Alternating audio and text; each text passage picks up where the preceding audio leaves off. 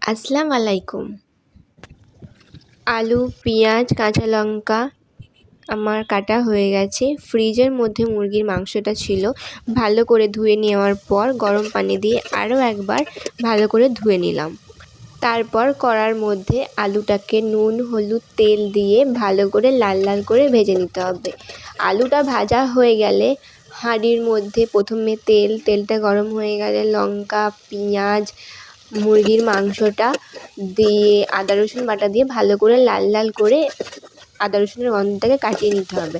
আদা রসুনের গন্ধটা কাটানো হয়ে যাওয়ার পর তার মধ্যে নুন, হলুদ, গোলজিরে গুঁড়ো, ধনে গুঁড়ো, লঙ্কা গুঁড়ো সব কিছু দিয়ে ভালো করে কষাতে হবে।